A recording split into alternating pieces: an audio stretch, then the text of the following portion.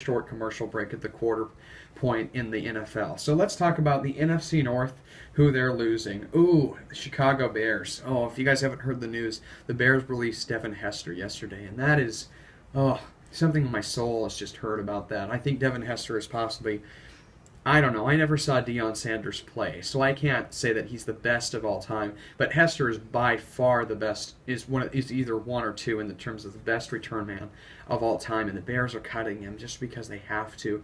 For the it's just it's so unfortunate. There's just something wrong about the NFL when guys like Michael Vick and Champ Bailey for the Broncos. Holy smokes! I'll talk about that in a couple of minutes as well.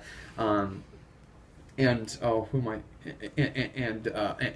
Devin Hester are just leaving. I don't know. That hurts my feelings very much. But obviously, I think he's a pretty interesting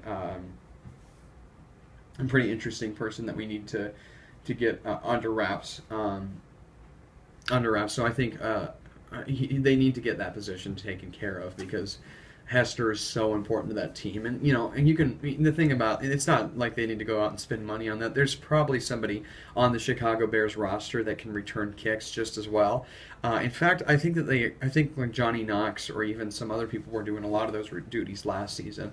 So I think that they're pretty set. Although if they wanted to bring in a guy like Clyde Gates, who I think is just shuffling around the NFL and free agency right now, he's an excellent he's speed guy from Abilene Christian University, and I think he could be a pretty good addition just to the kick returning team for a team that's looking to fill those needs. Other than that, they need to help get their defense going because the offense was just awesome last year. I don't know. I mean, I had Alshon Jeffrey for my fantasy team, tore it up. For me, I think I don't know if anyone had Jake Cutler in any of my leagues. Well, I mean, I'm sure that somebody had him, but he wasn't necessarily starter material. I don't feel like.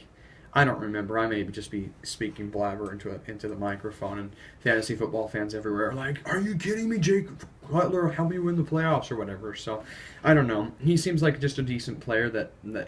He's just probably a decent fantasy player. I'll just leave it at that because I don't really have any expertise regarding that issue. And Brandon Marshall, excellent player. Matt Forte, excellent player. The offense. The point I'm trying to get at is Mark Testerman's offense is off the wall. I mean, it's exactly what they were looking for when they hired Testerman last year. So the problem is finding defensive stability. Charles Tillman is going to be leaving that organization. Major Wright is going to be leaving the organization. I know the Bears just signed Jay Ratliff, which was an excellent signing. The former Dallas Cowboy who crashed his car and I think killed one of his teammates on accident in the car crash. He was an excellent I think he was a 4-time Pro Bowler before that incident. And I'm always a big fan of teams taking in projects just to see if he'll work and just to see if they'll work because of just excellent talent. I just think about guys like Michael Vick, who tore apart the league after his dogfighting scandal a couple of years ago, and that I always think that there's hidden gems in those guys, and that when they're a part of an organization of 53 men that are constantly like focused on one goal, or players I should say that are focused on one goal, there's just something good about how they're able to get themselves under control and fight to win football games. I think that's just something that's really cool. So excellent signing by the Bears. I think that Jay Ratliff can be plugged into that offense and can be playing really well. But again, Major Wright and Tillman are excellent defensive players for the Bears, and I think that it's in their best interest to try to re-sign those guys. Maybe find somebody at the linebacker position as well. So I think that's pretty good. I think that's something that they can get together, especially since, and they probably honestly could look after a big safety, again, like Bird or Ward. Those would be excellent guys to try to pursue. But in addition, if they want to move Tillman back to safety, where he played a little bit, they probably could get a quality cornerback, because I think safety is a position of need for them. So that's the Chicago Bears. We'll go to the Detroit Lions. They are losing Jolik Bell, who was an excellent addition to their to Reggie Bush. And Reggie Bush was awesome last year, but I think that Jolik Bell was really good. He's a restricted free agent, by the way. They've lost Nate Burleson. They've lost Louis Delmas. They've lost David Akers. And they've lost Brian Pettigrew, or at least they're looking. They might possibly lose these guys. And Right now, it says that USA Today reports that the Lions have roughly $200 million committed to Calvin Johnson and Matthew Stafford, and they might have to pay Ndamukong Suh in a little bit. He's scheduled to reach free agency next year. They've got some cap space, a little bit of cap space because they cut Delmas and Burleson, but unfortunately, there's not really anything they really can do. Except for just cut the guys that I've talked about earlier. USA Today says that they probably should cut David Akers and Brian Pettigrew, which would be okay. Pettigrew hasn't really just stormed the league, and David Akers is a good kicker, but those are not hard to find. I mean, there's just so many clinics in the NFL today, and kids are being recruited based upon kicking. And I mean, just the evolution of the kicker has really happened in the last few decades. And so I don't think that you can find a kicker for dirt cheap. Honestly, I mean, when the Dolphins picked Caleb Sturgis in the 5th round last year, I was a little bit disappointed because, again, I mean, you can get a high school kid and almost do the job. I mean, I'm not saying that that's the case. That should always be the case. But I mean, I've played against a guy that's kicked a 50-yard field goal, and I had a guy. And when I played in high school, I had a guy on my team that could kick 50-yard field goals and did so in games. So it's not like, you need to go out and spend a lot of money on kicker. I think that you can buy somebody for pretty cheap, and go ahead and fill that void. So I would say definitely find find a kicker and pay him for dirt cheap. Pay him for the minimum salary because you need to get Ndamukong Suh next year, and Stafford and Johnson are the building points for your team in the next 2 years. So that's what I would say to do there. And just find a decent tight end. I think Joseph Faria, I remember the game where he caught 3 touchdowns last year and almost convinced everybody in fantasy football to pick him up.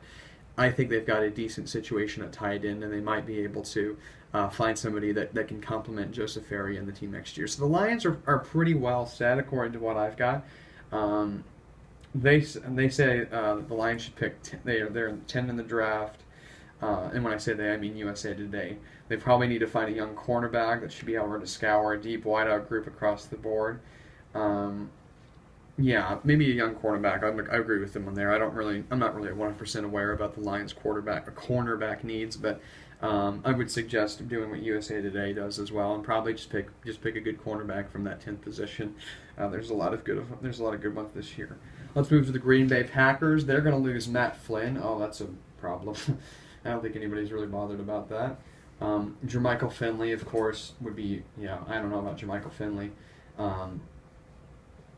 James Jones, Josh Kuhn, Marshall Newhouse, Andrew Corliss, James Starks. These are the kind of the guys they're losing.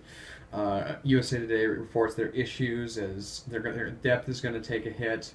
The GM faces a complete rebuild of this offensive line, which might not be a bad thing compared to the way that they performed in 2013. The Packers, they also report the Packers don't really pursue pricey free agents, which is really awesome. But they said that they do have a lot of holes to fill. The USA Today says that they should give Jordy Nelson and Randall Cobb, reward those guys because they're going to be free agents in 2015. They probably could get Paul Soliai because B.J. Raji is probably not going to be a defensive lineman for that team in the near future. Keeping Flynn makes sense for both sides as he clearly performed best in the Packers uniform and saved their 2013 season after Rodgers broke his collarbone. They have the cap space to make a run at Jimmy Graham, who's been franchised with the Saints, if he's willing to part with 2 first-round picks. That's what USA Today says about them. I'm a Dolphins fan. I don't want them to sign Paul Soliai. He's such a good player for the Dolphins. He's been so good. That would be an excellent option for them to go after, especially if they lose Raji.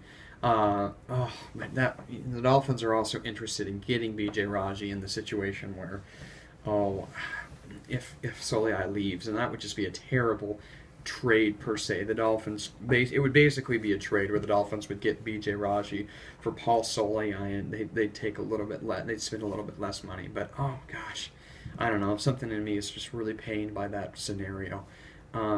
Let's hope to God that doesn't happen. But again, if he's there and it happens, then if you're Packers, you jump on that guy because he's an excellent run stopper, and he'll make that defense a little bit more stauncher than it was in the past. Because their offense, again, I mean, anytime you got Aaron Rodgers and Randall Cobb and Jordy Nelson, you're set for a long time. And quite honestly, this team, I don't really agree with the idea that the Green Bay Packers have a lot of holes to fill. From my position, I feel like, I mean, Jermichael Finley is going to be leaving. And there's not really that many holes to fill for the Green Bay Packers. I think if they hadn't been injured so much last year, they would have made an excellent run at the playoffs. And so I don't think that I think the Packers system, their GM situation is just really good. It's really solid. I would encourage them to keep doing what they're doing with regards to those things, and not go out and waste 2 first-round draft picks on Jimmy Graham. That's just not a smart scenario. So I think the Packers, in terms of picking guys up, go for Soliai, go for Bird or Ward. I keep saying those guys' names a lot, but they're excellent players, and if I was an NFL GM, regardless of what team I was on, I'd probably try to go for those guys. I like keeping Flynn there. He's just a good, solid backup quarterback, especially since the Packers are going to be losing Seneca Wallace probably this year. That's what I would suggest. Basically, just getting Paul Soliai, and he'll shore up that defensive line for the time being. Minnesota Vikings. Oh, they're losing a lot of people, and that's probably a good thing. There's not a lot of excellent players on that team. Yeah. They said that Minnesota's front seven could look virtually unrecognizable, and that's not after the defense allowed the most points in the league and couldn't stop anybody through the air.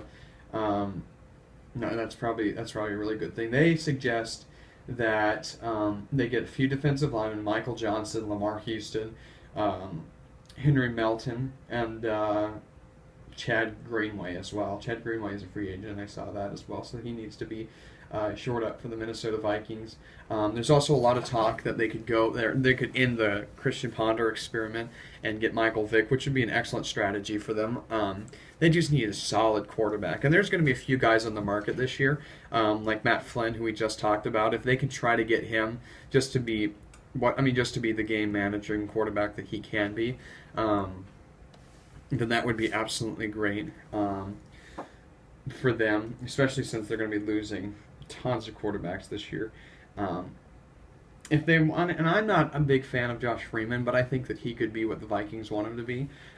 If they don't want to get Michael Vick or Matt Flynn, then I would get Josh Freeman and just have him manage the game at the very least. Don't have him throw much, because why would you? You've got Adrian Peterson, the best player in the league. So advice for the Vikings. I agree with their understanding of trying to get Lamar Houston to replace Jared Allen. I think that's an excellent opportunity. So I would say go get Lamar Houston, and just get in one of these 3 quarterbacks in order to get Michael Vick, get Matt Flynn, or re-sign Josh Freeman. Those are my 4 suggestions, I guess, for the Minnesota Vikings. Okay. Now we're in the NFC South, but I think it's time for a break. I've talked enough, and we'll just get a quick song going, and then we'll rush through because I've spent way too much time on these first few divisions. So let's see what song's going to be next. Oh, how about My Girl by the Temptations? Once my iPad gets on track, I think I'll be ready to start it up. So here we go. Enjoy My Girl by the Temptations.